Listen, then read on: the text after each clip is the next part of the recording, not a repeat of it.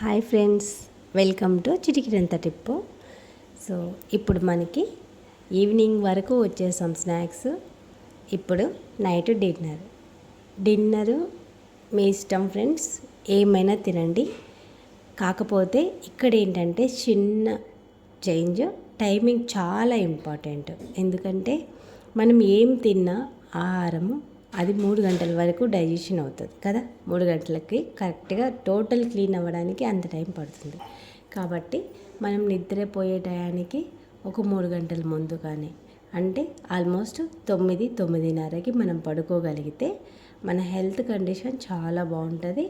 దాంతోపాటు మనకి మంచిగా సెల్స్ అన్నీ యాక్టివేషన్లో ఉంటాయి.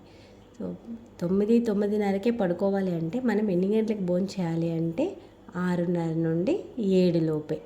7-7:30 అట్లీస్ట్. లేదు మాకు కుదరదు అన్న వాళ్ళు ఈ టైంకైనా కూడా మన డిన్నర్ అనేది కంప్లీట్ చేసుకోగలిగితే సో చాలా బాగుంటుంది ఫ్రెండ్స్.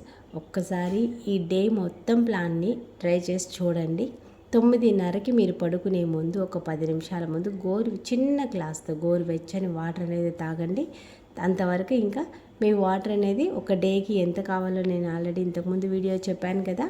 అలాగే మీ డిన్నర్ టైంకి ఒక 1/2 అవర్ ముందులోపు ఈ వాటర్ మీరు కంప్లీట్ చేసుకోగలిగితే బాడీకి సఫిషియెంట్గా ఒక డేకి కావాల్సిన వాటరు ఇస్తాము.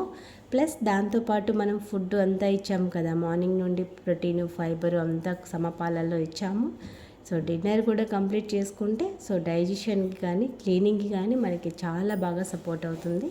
సో నెక్స్ట్ వీడియోలో మీకు 1 డేకి మనకి ఎంత ప్రోటీన్ కావాలి, ఎంత ఫైబర్ కావాలి, ఎంత వాటర్ కావాలి, ప్రతిదీ నేను మీకు విడివిడిగా ఎక్స్ప్లెయిన్ అనేది చేస్తాను ఫ్రెండ్స్. ఓకేనా? ఈ వీడియో మీకు నచ్చితే please like and subscribe friends. Thank you.